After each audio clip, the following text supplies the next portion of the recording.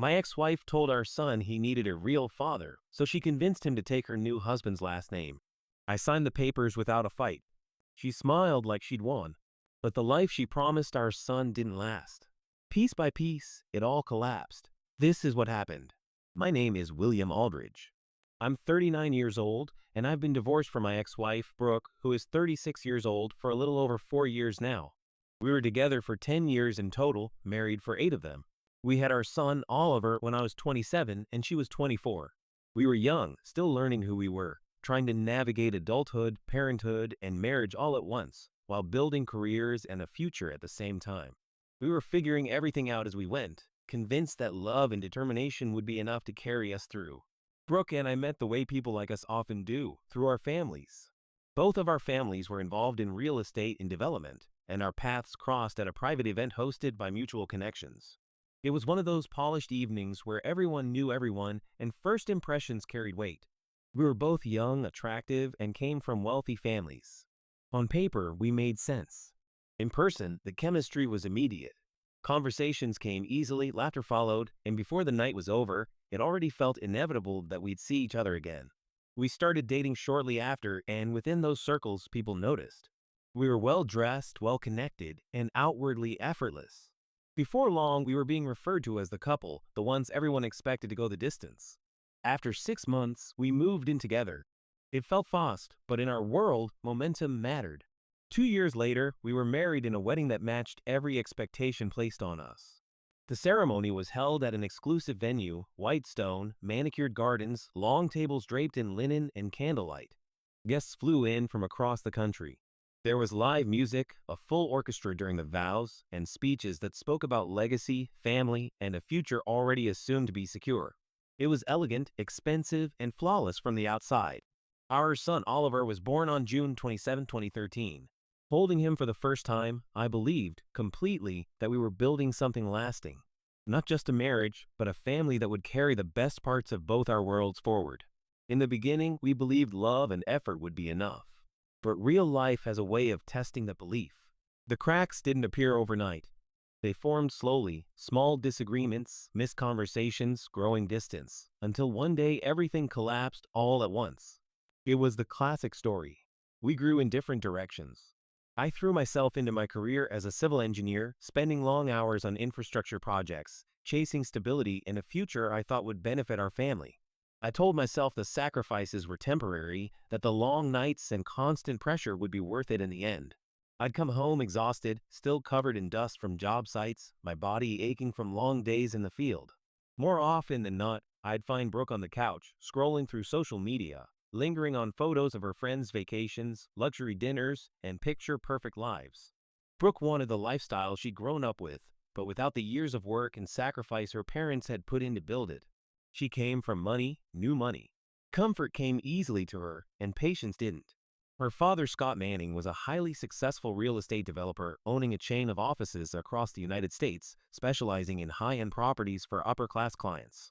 Wealth, connections, and opportunity had always been part of her world. For her, that standard of living felt normal, expected even. My family had money too, but it was a very different kind of money. The Aldridge wealth didn't appear overnight. It traced back to textile manufacturing and steel production in the late 1800s. During the Gilded Age, the Aldridges were counted among the 400 in New York society, a name quietly woven into the fabric of American industry and politics. The family lineage included a U.S. senator, several judges, and even a railroad tycoon, people who helped shape the country as it was being built. My great-grandfather, Oliver Wilford Aldridge, was the patriarch of our branch of the family. While he inherited much of his fortune, he didn't simply preserve it, he expanded it. Through disciplined investments and carefully run businesses, he turned old money into something enduring, ensuring it would carry forward through generations. My grandfather, Allen Cornelius Aldridge, carried that legacy west. In the 1950s, when much of the Southwest was still dismissed as risky or undeveloped, he saw opportunity where others didn't. He bought commercial properties when no one wanted them, developed them into shopping centers and office complexes, and then held on to them for decades. By the time I was born in 1986, the Aldridge name meant something in business circles across several states. It wasn't flashy and it wasn't loud, but it carried weight built on patience, long-term thinking, and an understanding that real wealth is measured in generations, not moments. In my family, wealth was never an excuse to stop working. It was almost the opposite. It came with an expectation. Every generation was taught that money was something to manage, grow, and respect, not something to live off. My father was still working at 65, not because he needed to, but because that was who he was. Work gave him purpose. My grandfather took the same approach. He didn't retire until he was 73, long after he could have stepped away. To them, stepping back too early felt like giving up on responsibility. In Brooke's family, the mindset was very different.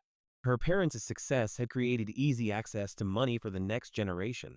Brooke, her sister, and her brother grew up knowing they would inherit, and because of that, working was never treated as a necessity, only an option, if even that. They expected the money to be there, the lifestyle to continue. And instead of building something of their own, they were drawn to the fast life, the travel, the parties, the appearances, the sense of status that came with spending rather than creating. Neither approach was ever spoken out loud as right or wrong, but the difference between us was always there. My family believed wealth was a responsibility. Brooke's family treated it as a guarantee. And over time, the gap shaped not just how we lived, but how we saw the world. I worked my way through college, earned my engineering degree, and started at an entry-level firm. I wanted to prove, to myself more than anyone else, that I could make it on my own before ever touching family money. Independence mattered to me. Brooke said she respected that at first, or maybe she just pretended to. The real problems didn't surface until around the 5th year of our marriage. Oliver was 5 by then, and Brooke was growing restless. Her friends were taking extended European vacations, buying designer bags and wardrobes that changed with every season, posting carefully curated Instagram stories from foreign cities, private beaches, and yacht clubs. Their lives looked effortless, glamorous, constantly in motion. Meanwhile, we were living in a modest 3-bedroom house. It was in a quiet, well-kept neighborhood lined with mature trees and wide streets, the kind of place where kids rode their bikes until sunset and neighbors actually knew each other. Our backyard had a small pool, just enough to cool off in during the summer, and Oliver loved it. It was a good home, a stable home. But it wasn't enough for Brooke. What I saw as a solid foundation, she saw as settling. And the more she compared our life to the ones flashing across her phone screen, the more distant she became, not just from the life we had, but from me. We drove sensible cars and lived within our means. We saved consistently for Oliver's future, for college, for stability. To me, that was responsibility. To Brooke, it felt like deprivation. "Your family has all this money," she'd say during our arguments, her frustration sharp and barely contained. "And we're living like we're broke." I tried to explain that the money wasn't ours, not yet, and that even if it were, I didn't want our lives or our son's future built on entitlement. I wanted Oliver to grow up understanding effort, patience, and discipline. But every time I said that, she heard something else. She heard excuses, control. What I saw as planning for the long term, she saw as denying her the life she believed she was owed. And with every argument, the distance between us grew wider, until we were no longer having the same conversation at all. "Your cousins don't live like this," she said during one argument, her voice edged with resentment. My cousins were trust fund kids, children of my father's younger brother, Gerald. None of them had ever worked a real day in their lives. Gerald had spoiled them relentlessly, shielding them from responsibility while handing them everything I had deliberately walked away from. "You want me to be like them," I said once, half in disbelief. She didn't deny it. By year 8 of our marriage, the tension had turned into something darker. That was when I found out about the affair. His name was Jeffrey Thornton, a man from our social circle, pure new money. He'd inherited his wealth, never held a real job, and liked to call himself an entrepreneur. In reality, he lived off his family's investments, spent his days golfing, driving luxury cars, and playing the part of a self-made man without ever having built anything himself. Looking back, the affair didn't surprise me as much as it should have. Jeffrey represented everything she wanted: immediate wealth, status, and a life that looked impressive from the outside. What shocked me wasn't who she chose. It was how easily she walked away from the life we were building for the illusion of one she thought she deserved. The divorce was ugly, but it was fast. Brooke wanted out, and I didn't have the energy or desire to drag it into a prolonged fight. By that point, I just wanted peace and stability for Oliver. We agreed to a standard 50-50 custody arrangement. No theatrics, no endless court battles. I kept the house, the one Oliver had grown up in, and Brooke received a financial settlement. On paper, it was clean, efficient. We told ourselves we'd co-parent like adults. That whatever had gone wrong between us didn't have to poison our son's life. I believed that if we handled the separation with maturity, Oliver would be spared the worst of it. For a while, it almost worked. But looking back now, the speed of it all should have been a warning. Some things don't end cleanly. They just go quiet before resurfacing in a different form. That sense of balance lasted about 6 months. Brooke married Jeffrey less than a year after the divorce. There was no hesitation, no pause, just a clean transition into the life she'd been chasing for years. She moved straight into his mansion in the most upscale part of town, a gated property designed to impress from every angle. The house had its own private bowling lane, a fully equipped home theater, and multiple pools, 1 indoors, 3 outdoors, each more extravagant than the last. The garage alone looked like a showroom lined with fast, luxury cars that rarely sat still. It was everything she'd wanted: status, excess. The kind of life meant to be seen as much as lived. And suddenly, compared to Jeffrey's world, the quiet stability I tried to build looked small, ordinary, replaceable. The contrast hit Oliver immediately. At his mother's place, everything was bigger, louder, brighter. There were rooms he didn't know the purpose of, cars he wasn't allowed to touch, and endless distractions designed to impress. Jeffrey made a show of generosity, expensive gifts, over-the-top weekends, experiences meant to feel larger than life. At my house, things were quieter, predictable. Homework at the kitchen table. Dinner at the same time each night. Mornings that started early and weekends that revolved around routine rather than spectacle. Oliver never complained, but I could see the confusion in him. 2 worlds. 2 versions of normal. And a growing sense that one was being presented as better than the other. Oliver had always been an easy child. From the moment he was born, he was loved deeply by everyone in his family. He had a quiet, quirky sense of humor, clever in a way that caught people off guard, and a natural charm that lifted the mood of any room he walked into. My father adored his grandson. There was a particular pride in it for him, not just because Oliver was his grandchild, but because he carried the name of my great-grandfather, Oliver Wilfred Aldridge, the patriarch of our family branch. To my father, that name represented continuity, character, and something worth living up to. Oliver's closest friends were his cousins, Mason and Frederick. Everyone called him Freddie. They were brothers and sons of my brother Joshua. Mason was Oliver's age, while Freddie was 2 years older, and the 3 of them were inseparable. They grew up side by side, bound not just by family, but by shared routines, inside jokes, and the quiet loyalty kids form when they feel safe together. Oliver was proud of being an Aldridge. It wasn't something I pushed on him, it grew naturally. Sometimes, when we went for walks in the park, just the 2 of us, our conversations drifted toward family. I'd tell him stories about our name, where it came from, the people who had carried it before him, and the responsibility that came with it.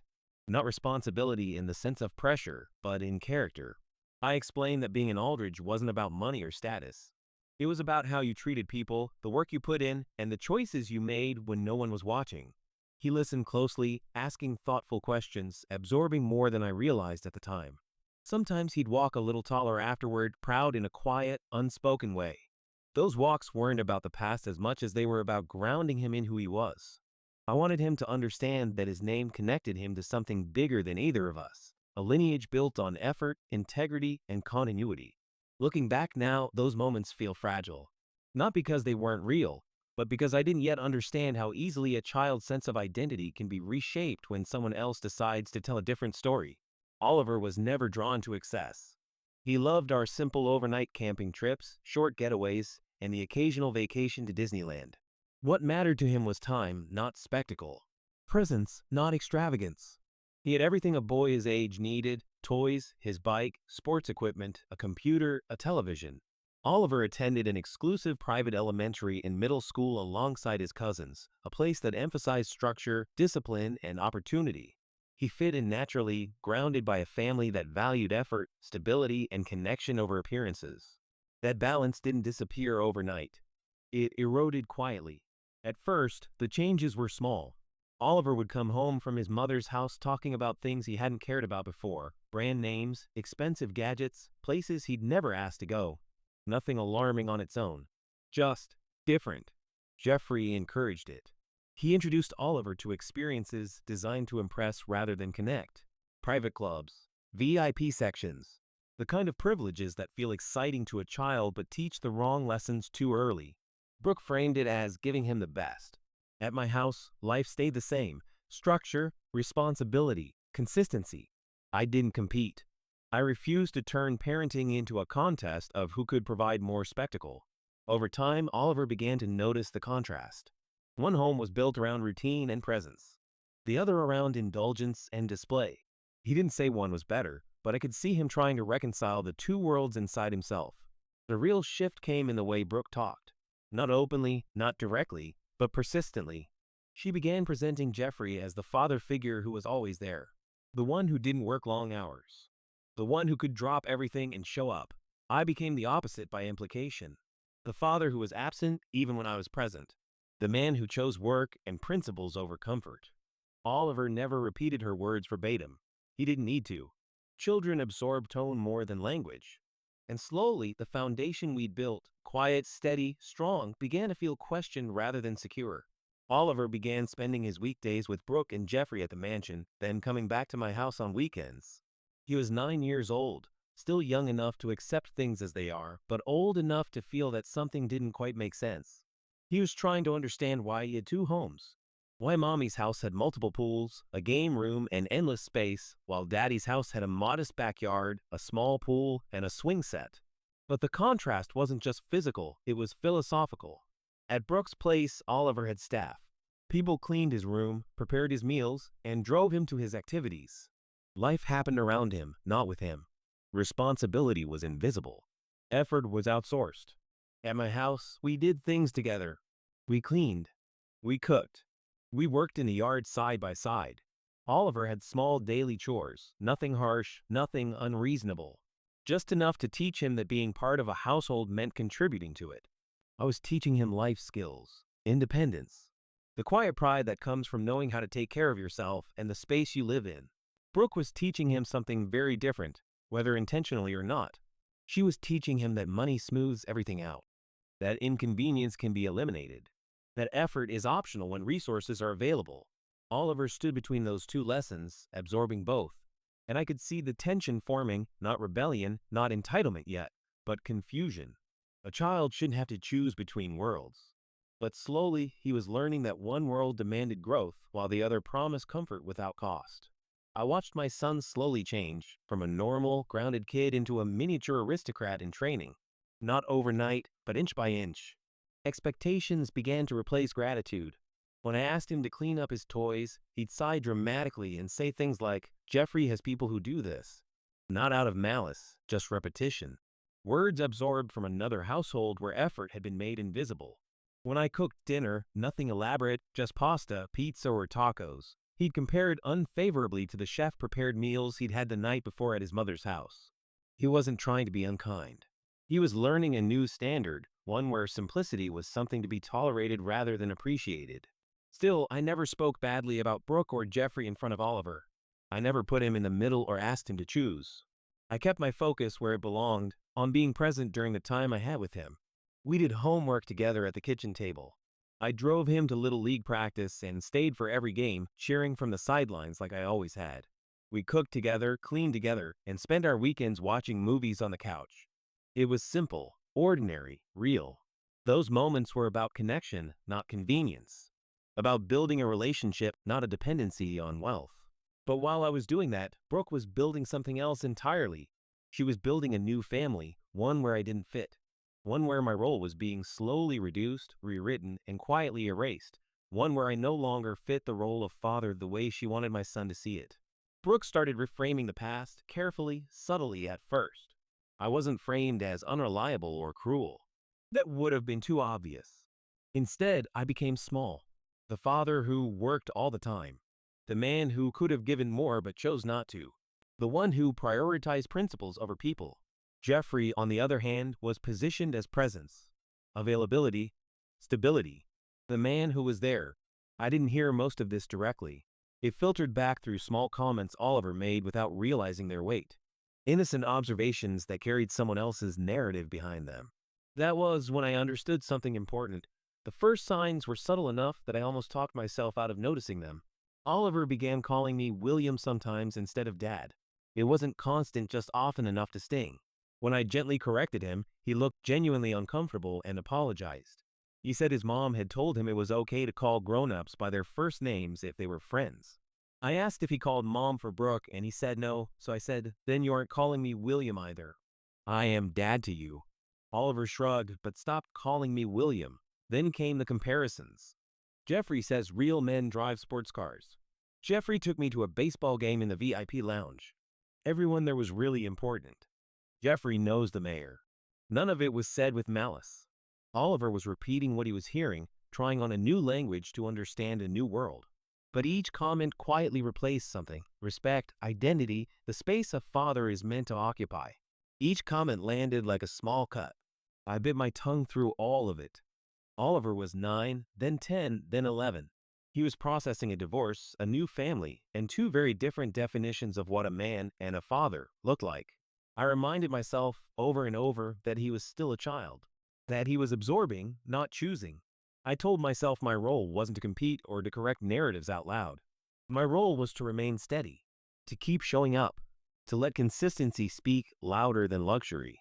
Then one evening, almost casually, he mentioned that his mom had said something else. That maybe it would be easier if he shared Jeffrey's last name. That it might make things less confusing. That was the moment I understood.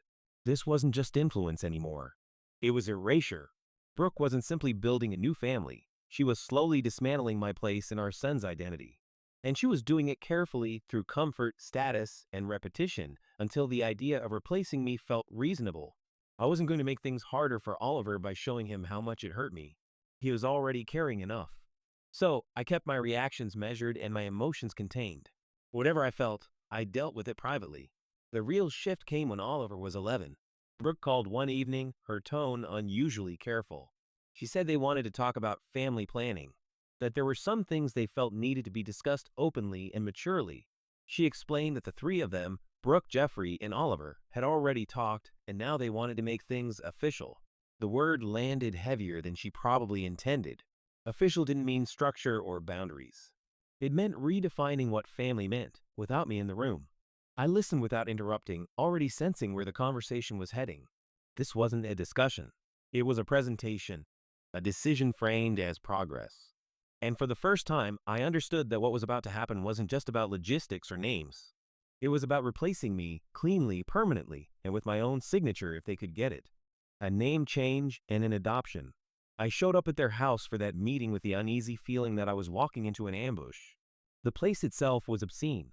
8,000 square feet of marble floors, soaring ceilings, and crystal chandeliers. Every surface professionally designed to impress.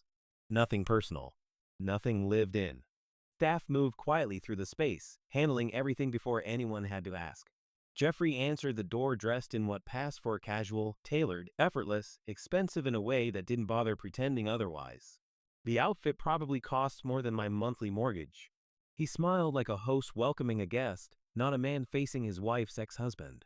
Oliver was eager to show me his room, or rather, his apartment. He had a separate sleeping room, a game room, a lounge and play area, his own bathroom, and a walk-in closet bigger than most master bedrooms. He was proud. How could he not be? Any 11-year-old would be overwhelmed by it. I kept my reactions neutral. I didn't want him measuring my love against square footage. We eventually sat down in their formal living room, the kind nobody actually lived in. Perfect furniture arranged for appearance, not comfort. A room meant to signal importance, not warmth. That's where they wanted to talk about family. And sitting there surrounded by excess and silence, I understood something with absolute clarity. This conversation wasn't happening on neutral ground. Brooke wore a rehearsed smile, the kind that never quite reached her eyes.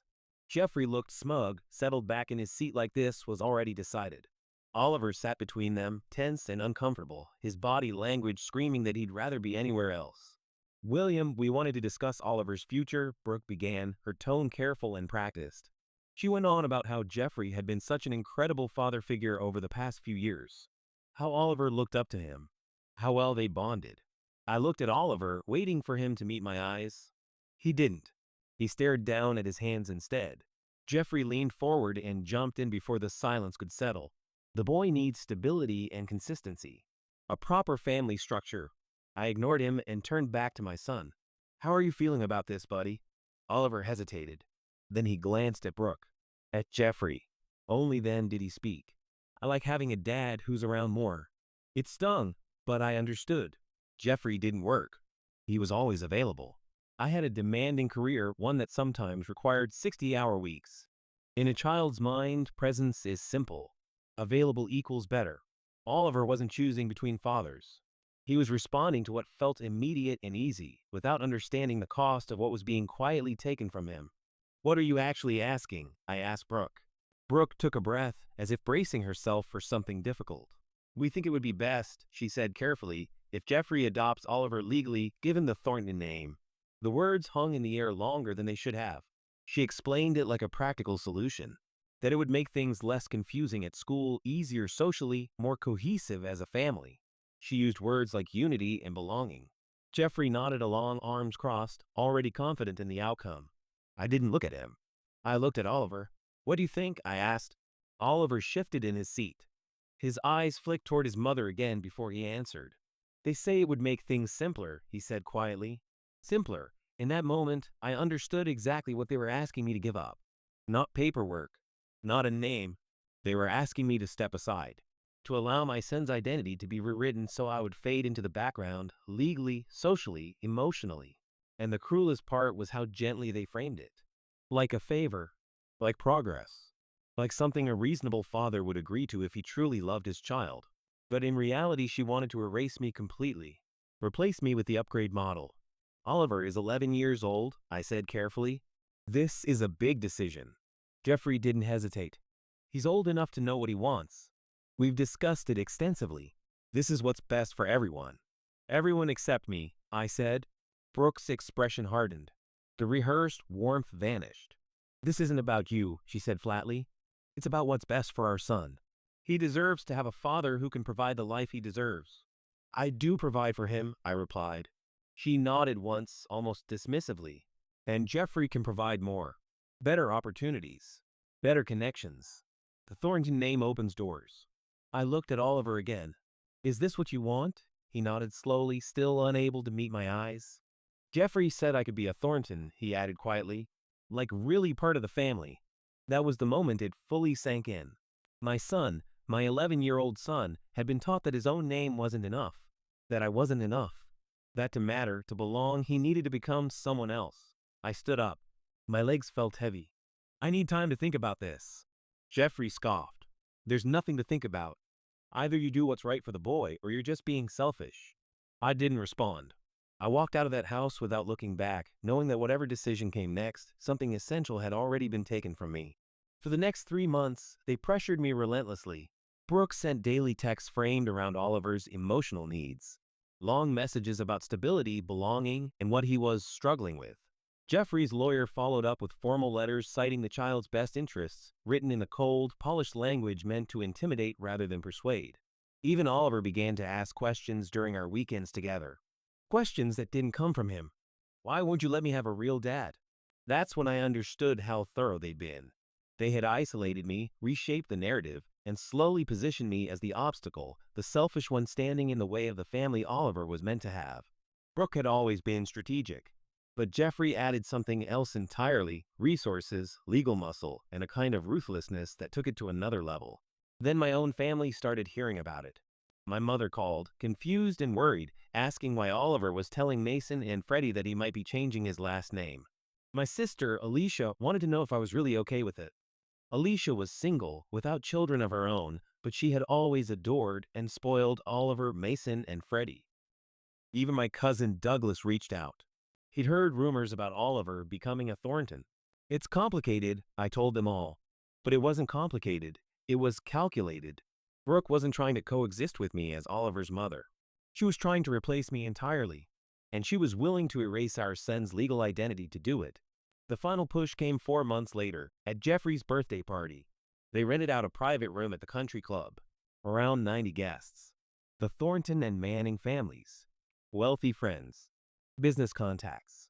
A networking event disguised as a celebration. I wasn't invited, obviously. But Oliver came back to my house that weekend and told me what happened while we were making sandwiches in the kitchen. "Jeffrey announced he's adopting me," Oliver said casually, like he was talking about dessert. I froze. "What happened after that?" "Everyone clapped," he said. "He gave a speech about family and legacy." "How did that make you feel?" I asked carefully. Good, I guess, he said after a pause. Everyone said I was lucky. Do you feel lucky? He shrugged. He told me Jeffrey had bought him a really expensive jacket.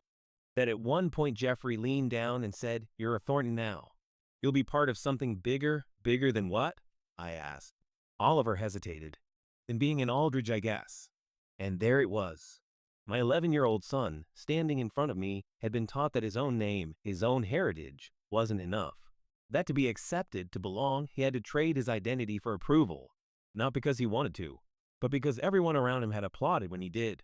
That night, after Oliver had gone to bed, I called our family attorney. His name was Robert McCoy. He'd handled Aldridge family legal matters for 35 years. A steady presence across generations.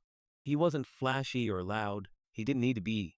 He knew our family history better than most of the people who carried the name. Robert had overseen every revision of my grandfather and great-grandfather's estate planning. He knew where every clause came from and why it existed. Nothing in those documents was accidental. They want Oliver to change his name, I told him. To Thornton? Yes. There was a long pause on the line, long enough that I could hear him breathing. William, he finally said, do you understand what that means for the trust? I do understand. And you're going to allow it? I closed my eyes. I don't think I have a choice. She has primary custody. She has resources. And Oliver believes this is what he wants. The provision is ironclad, Robert said carefully. Once he changes the name voluntarily, there's no coming back. No appeals, no reversals. I know. He exhaled slowly. Your great-grandfather put that clause in for a reason. He watched too many families get torn apart by people marrying in and then demanding control over assets, over legacy, over bloodlines that weren't theirs. Robert paused before continuing. The name protection wasn't about pride. It was about verification, about continuity, about ensuring the family's wealth couldn't be redirected by influence or entitlement. I sat there in the dark, phone pressed to my ear, fully aware that what Brooke and Jeffrey were pushing for wasn't just symbolic. It wasn't just a name. It was a line my great-grandfather had drawn generations ago, one meant to protect the future from exactly this kind of moment. After a moment, I spoke again. My voice was steady, even though I wasn't. Robert, I've spent 11 years being present, I said. I helped with homework. I sat by his bed through every fever, every stomach bug, every bad dream. And now he's choosing a name and a man he's known for 3 years over everything we built. Robert didn't interrupt. He never did when something mattered. At this point, I continued, maybe he needs to learn that choices have consequences. There was a long pause on the other end of the line. That's cold, Robert finally said. No, I replied quietly. That's reality. And maybe reality is the lesson he needs. Another pause, heavier this time. You understand, Robert said slowly, that once this happens, the door is closed permanently. I understand, I said. He sighed. Your great-grandfather believed that legacy meant responsibility, not entitlement. He believed names mattered because they forced people to decide who they were willing to stand behind. I sat there in silence, knowing that what I was allowing wasn't punishment. It was consequence. And the most painful truth of all was this. I wasn't teaching my son a lesson out of anger. I was stepping back because he had already been taught to choose comfort over continuity and approval over identity. When the call ended, I didn't move for a long time. Inside, I broke. Quietly. Completely. I cried, not loudly, not dramatically, but in that hollow, contained way that comes when you realize something precious is slipping beyond your reach. I wasn't grieving money. I was grieving what it represented. Oliver wouldn't just be changing his name. He would be severed from a legacy built over generations, stories, values, and a lineage that had been carefully protected long before either of us were born. The trust wasn't about wealth. It was about continuity, about ensuring that each generation understood where it came from and what it was responsible for carrying forward. And now my son, my child, would be cut out of that inheritance not because he'd failed, but because he'd been convinced he didn't belong to it. That was the part that hurt the most. He wasn't choosing to walk away from his legacy. He didn't even know what he was losing. And I was being asked to sign off on it. That night, I went into Oliver's room. His room was modest and familiar, soft blue walls, a bed pushed against the window, shelves lined with books, and a few carefully placed trophies from Little League. His baseball glove rested on a chair, still dusty from the last practice. A model airplane sat half-finished on his desk, instructions folded beside it. Nothing extravagant. Everything personal. I stood there for a long moment, just watching him sleep. In sleep, he looked smaller than he did during the day, younger. His face relaxed, free of the expectations and narratives adults had placed on him. No Thornton, no Aldridge. Just a child.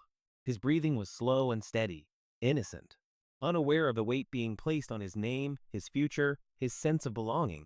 I realized then that no matter what papers were signed, no matter what name he carried, he would always be my son. But I also understood something else, something far harder to accept. Love doesn't always protect children from consequence. Sometimes it can only stand back and let them learn what the world eventually teaches everyone. That choices, especially the ones made for us, still shape who we become. But inside, I cried for the boy whose world was about to shatter in ways he couldn't yet imagine. I wished I could wake him and make him understand what family really meant. Not the kind defined by houses, names, or applause, but the kind built on presence, sacrifice, and time quietly given. I wished I could explain how much he mattered, how deeply he was woven into every part of my life, how lost I would be without him, no matter what name he carried or what choices he made. But children don't learn truth through speeches. They learn it through living, through loss, through contrast. So I stood there in the dark, loving him in silence, knowing that the lesson coming for him would be far harsher than anything I could ever say, and that all I could do was hope he would one day understand that I never stopped being his father. I returned to the living room and sat down in silence. The papers Jeffrey and Brooks' lawyer had sent were laid out neatly on the coffee table. Standard adoption documents. A formal name change petition. Everything prepared in advance, everything waiting for my signature, as if the outcome had never really been in question. I stared at them for a long time without touching them. I'd been stalling for 4 months, asking for time, asking for space, hoping, irrationally, that something would shift, that Oliver would hesitate, that Brooke would slow down. Instead, they'd done the opposite. They'd applied pressure from every angle until there was nowhere left to stand. Legal letters. Emotional appeals. A child convinced this was the right thing. I wasn't being asked to decide anymore. I was being cornered. The next day, I tried one last time. Not to pressure him, but to make sure he truly understood what he was about to lose. We started at the cemetery. It was quiet there, old trees, weathered stones, generations resting side by side. Oliver walked slowly between the graves, unusually silent. He stopped in front of the headstone of Oliver Wilfred Aldridge and gently touched the carved letters with his fingers. Then he placed a bouquet on the grave, one for him and one for his wife, Adelaide. I told him about the men, women, and children buried there, about lives lived, choices made, families built, and carried forward. I explained, carefully, calmly, that adoption wasn't just paperwork, that by changing his name, he would be stepping out of this lineage. He would no longer legally be part of the Aldridge family. He listened. He didn't argue, but I could see how much of it was too big to fully grasp. Afterward, we drove to my parents' home. The house was a mansion, yes, but not a showpiece. It was old, heavy with history, built in 1905 and shaped by every generation that had lived inside its walls. You could feel the past there in the worn stair railings, the portraits, the rooms that had hosted a century of family gatherings. Everyone came for dinner. My grandparents, Alan and Patricia. My parents, Ross and Angela. My older brother Joshua and his wife Rachel with Mason and Freddie. My sister Alicia. It was one of those evenings that felt familiar and warm. Laughter, shared stories, children playing the way they always had. Oliver blended in easily, running around with his cousins, smiling, laughing. And yet, beneath it all, it felt like an ending. On the drive home, the car was quiet. Streetlights passed rhythmically across the windshield. Oliver, I said finally, keeping my voice steady, if you go through with this, you know what it means. He didn't answer right away. I won't be your dad anymore, I continued. Grandma and Grandpa won't be your grandparents. Mason and Freddie won't be your cousins. I glanced over and saw tears forming in his eyes. Dad, he asked softly, will you still love me? My chest tightened.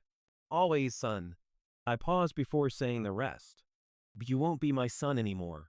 You won't spend weekends with me. Things will change. His voice shook. Dad, you can say no. I nodded slowly. I can, I said. But you have to make a decision. The car kept moving forward, even though everything inside it felt like it was standing still. Brooke called a few days later. We need an answer, she said. Jeffrey wants to finalize this before Oliver's birthday. Why the rush? I asked. "There is no rush," she replied. "We've been patient for months while you've been difficult." "I'm not being difficult," I said. "I'm being a father." She didn't miss a beat. A real father would want what's best for his son. That phrase again, a real father, as if the last 11 years had been a rehearsal, as if I'd been playing a role instead of living it. I took a breath. "I don't think this is what's best for Oliver," I said slowly. "But if this is what he wants, fine. I won't stand in his way. I'll sign." Silence. I could tell she'd expected resistance, anger, another delay. "You'll sign?" she finally asked. "Yes, if this is what Oliver wants." Her tone softened immediately. "Well, good. That's very mature of you. When do you need the papers?" I asked. "As soon as possible. Jeffrey's lawyer can meet you tomorrow." "I'll sign tomorrow." I hung up the phone and sat there in the quiet of my house. The house where Oliver took his first steps. Where we built Lego forts and sprawling cities across the living room floor. Where Saturday mornings meant bacon, eggs, and pancakes every single time. Where I rocked him through nightmares and celebrated every small victory like it was the biggest achievement in the world. All of that was about to become history. My son was choosing a different name, a different family, a different life. And now I was letting him. No arguments left. No leverage remaining. Just silence, heavy, final, and irreversible. But here's what Brooke didn't know. What Jeffrey didn't know. What even Oliver, at 11 years old, couldn't possibly comprehend. The Aldridge name wasn't just a name. It was a key to a fortune my great-grandfather and grandfather had built carefully over more than 80 years. Not recklessly, not emotionally, strategically. My great-grandfather, Oliver Wilfred Aldridge, wasn't just wealthy. He was deliberate. He'd watched too many families tear themselves apart over inheritance, fights, divorces, lawsuits, and people marrying into money only to demand control once they had a foot inside the door. His own brother's marriage nearly destroyed their business partnership when his wife immediately began pushing for authority over family assets. A cousin's family had been ripped apart when children from a second marriage sued for inheritance rights, triggering a legal battle that dragged on for 15 years and cost more in legal fees than the inheritance itself was ever worth. Oliver learned from all of it, and so did my grandfather Alan after him. That's why the Aldridge estate planning wasn't sentimental. It was precise, bloodline specific, name protected, designed to survive emotion, pressure, manipulation, and moments exactly like this one. When my great-grandfather established the Aldridge Family Trust in 1954, he embedded protections most attorneys wouldn't even consider today. He retained 4 separate law firms, not for redundancy, but to engineer something meant to endure through legal challenges, courtroom battles, and the slow erosion of social norms. The trust controlled everything. Commercial properties across 7 states. Residential developments. Mansions and historic estates. Shopping centers and mixed-use complexes. Sports facilities and private clubs. Office towers and corporate campuses. Industrial parks. Logistics hubs. Warehouses tied to long-term government and commercial contracts. Hotels. Resorts. Revenue-generating land held for future development. Investment portfolios spanning equities, bonds, private equity, and long-term holdings shielded inside layered holding companies. Controlling stakes in quiet, unglamorous businesses that never made headlines and never stopped paying. Education funds structured to finance generations, tuition, research grants, institutional partnerships, and endowed chairs that quietly bought influence as well as opportunity. Trust-owned note portfolios, royalties, licensing agreements. Mineral and land use rights negotiated decades earlier, now compounding in value without effort or attention. And beyond what already existed, the trust controlled something even more valuable, entire pipelines of future business opportunities. Rights of first refusal, pre-approved capital releases, automatic access to funding structures that allowed new ventures to launch without banks, investors, or outside scrutiny. The trust didn't just own assets, it owned leverage. By the time this story begins, its estimated value exceeded $350 million, generating roughly $15 million a year in passive income. That income was distributed among approximately 35 active beneficiaries, each one qualifying under narrowly defined conditions. But this was the part Brooke and Jeffrey never knew and never suspected. My great-grandfather didn't trust bloodline alone. He had seen firsthand how family ties dissolve over generations. How proving lineage becomes murky, then impossible. DNA testing didn't exist when the trust was written, and even today it's far from foolproof. Adoptions, disputed paternity, fractured families spreading across states and continents. Birth certificates can be forged. Family trees can be challenged. Biological connections can be questioned decades later, usually when large sums of money are involved. So instead of relying solely on biology, he anchored eligibility to something far simpler and far harder to manipulate: the legal surname. A surname requires court documentation, public records, formal proceedings. It can't be changed quietly or disputed casually. Most importantly, it represents a conscious, traceable decision to remain part of a family identity across generations. Provision 12B of the Aldridge Family Trust was explicit, deliberately so. Beneficiary status shall be granted exclusively to verified descendants of Oliver Wilfred Aldridge who maintain continuous legal possession of the Aldridge surname. Any heir who voluntarily alters, relinquishes, or replaces that surname, whether through court-approved adoption, marriage, remarriage, or personal legal petition, shall be deemed to have severed their claim in full.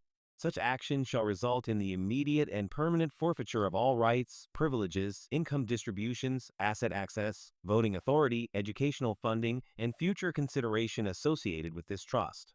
No grace period shall apply. No reinstatement shall be permitted. No appeal, mediation, or discretionary review shall be available to trustees under any circumstance. Intent shall be irrelevant. Motivation shall not be examined. Hardship shall not be weighed. The trust shall not inquire why the name was changed, only that it was. And once forfeited, beneficiary status shall not be restored by reversal, remarriage, subsequent petition, or any later attempt to reclaim the Aldridge name. This is binding for all future descendants. The decision, once made, shall stand as final. No loopholes. No discretion. No exceptions for sentiment, pressure, or circumstance. The trust didn't care why a name was changed. Every Aldridge family member knew about the clause. It wasn't a secret buried in legal language. It was drilled into us from our teenage years. The rule was simple and never negotiable. Marry whoever you want, love whoever you want, but keep the name. The female family members kept their maiden names even after marriage. Not out of defiance, but out of understanding. The male family members made sure their children carried the Aldridge surname from birth. It wasn't about ego. It was about continuity. There were only two exceptions: name changes ordered by a court in criminal cases, or witness protection, situations where survival outweighed legacy. Anything voluntary was final. Once the name was gone, it was gone forever. No reinstatement. No workaround. I tried to explain this to Brooke during our marriage. More than once. I told her that Oliver's last name wasn't just tradition or family pride. It wasn't some outdated obsession with heritage. It was his future. Access to education funds. Business opportunities. A safety net built long before either of us existed. She dismissed it every time, laughed it off, called it controlling, old money nonsense. Said it sounded like a way to manipulate people into obedience. To her, it was symbolic, optional, a relic from the past. To the Aldridge family, it was structural. And now, years later, she was about to learn the difference between something that looks ceremonial and something that quietly governs everything. I wondered if I had told Oliver enough. If he truly understood what was at stake. I didn't think he did. How could he? He was only 11. I had tried to teach him about family, about stability, about the quiet pride that comes with carrying a name built on effort and responsibility. I had told him about the family he would lose, the connections, the continuity, the people who would no longer be legally tied to him. But understanding isn't something you can force on a child, especially not when the alternative being offered feels brighter, easier, and more immediately rewarding. I wondered if I had given up too easily, too soon. If standing back in the name of respecting his choice had actually been a failure of courage rather than an act of love. There was no clear answer. Only the weight of knowing that once a decision like this is made, reflection comes too late to change it. Now they were about to find out just how seriously my great-grandfather took his nonsense. I met Jeffrey's lawyer the next day at a quiet coffee shop. Neutral ground, public and safe. He laid the documents out neatly on the table, his professionalism barely masking a quiet smugness. He probably thought I was weak, another man folding without a fight. I read every page carefully. A standard adoption agreement. A legal name change. A petition converting Oliver Allen Aldridge into Oliver Allen Thornton. A custody modification granting Jeffrey full legal parental rights. Any questions? The lawyer asked. I looked up. Just one. This is what Oliver wants? According to his mother and stepfather, he said. I nodded. Then I suppose there's nothing left to discuss. I signed every single page without hesitation. My hand was steady, calm, completely controlled. The lawyer watched closely, almost disappointed that I didn't break, that I didn't argue, that I didn't make a scene. Mr. Aldridge, he said, gathering the papers, I have to say, most biological fathers don't handle this so well. I want what's best for my son, I replied evenly. That's very mature of you. I smiled. I learned from the best. Inside, I was collapsing. It felt like betrayal, raw and absolute. Not just from Brooke. Not even from Jeffrey. From my son. I felt like screaming, but I stayed calm and controlled. The lawyer packed up the documents and left. I stayed there for another hour, sipping coffee that had gone cold, watching people pass by outside the window. Normal people, living normal lives. Completely unaware that I had just signed away my son and everything he thought his future would be. But the truth was simpler and crueler. I hadn't signed his future away. Oliver had. He just didn't know it yet. That evening, I called Robert McCoy again.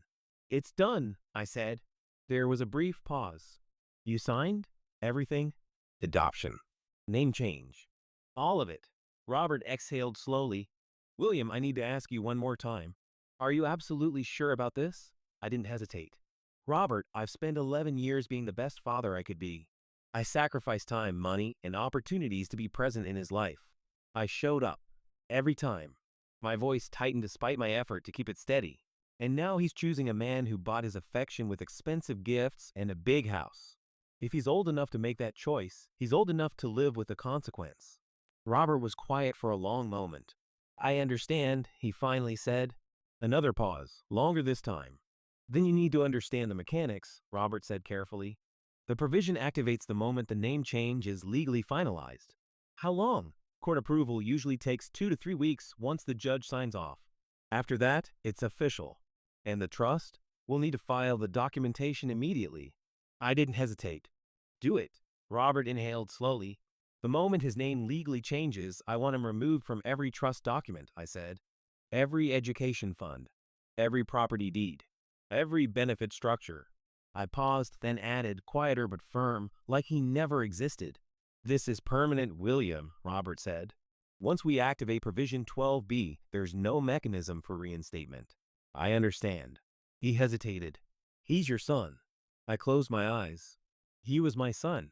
Now he's Jeffrey Thornton's son, and the Thorntons can provide for him from here on out. When the call ended, the silence felt absolute. Only later would I fully understand how much pain had guided my certainty. I was speaking from pain, not clarity. How deeply wounded I was. How little room I had left to see how young Oliver still was. How manipulated, how pressured, how eagerly to please the adults shaping his world. How carefully he'd been guided, influenced, and cornered by adults with far more power than him. At 11, he wasn't choosing between fathers. He was choosing comfort over conflict, approval over tension. And I had mistaken that for understanding. At that moment, all I could feel was the betrayal and the need for finality. I went into Oliver's room. It still smelled like him, clean sheets, soap, something faintly sweet I couldn't name. The kind of scent you only notice when you're afraid it might disappear. I sat on the edge of his bed, letting the room settle around me. On his desk stood a framed photo of Oliver holding a trophy after a Little League game. His smile was wide and unguarded, his uniform still dusty, pride shining in his eyes. Me standing behind him with an arm on his shoulder looking proud at him. I remembered exactly how I'd felt that day, standing on the sidelines, cheering too loudly, convinced there was nothing in the world I wouldn't do for that kid. Next to it was another photo. It was Oliver and me when he was 7. We were sitting on the floor in the living room, surrounded by half-built Lego towers and scattered pieces. He was grinning, missing one of his front teeth, leaning into me like it was the most natural thing in the world. I had one arm around his shoulders, both of us laughing at something only we understood. I took the picture in my hands and lay back on his bed, staring at the ceiling. Then I broke. I cried into the photo, clutching it to my chest like it was the last piece of him I was allowed to keep. Quiet, heaving sobs I'd been holding back for months. In that room, surrounded by traces of a childhood that was slipping away, I finally let myself feel the full weight of what I'd lost. Not just a name, not just a future, but the simple certainty of being his father. The next morning, I stood alone in the kitchen and poured myself a glass of water. I didn't sit down. I just stood there at the sink, staring out through the window into the backyard. A soccer ball lay forgotten in the grass where he'd left it days ago. The small swing set still stood at the far end of the yard, its chains unmoving, the seat hanging slightly crooked. Unused. Once, that space had been enough. Now it felt obsolete, overshadowed by elaborate playground equipment and carefully designed entertainment meant to impress rather than invite imagination. The house was quiet in a way that didn't feel peaceful. It felt hollow. I took a sip of water and realized I wasn't thirsty. I felt empty.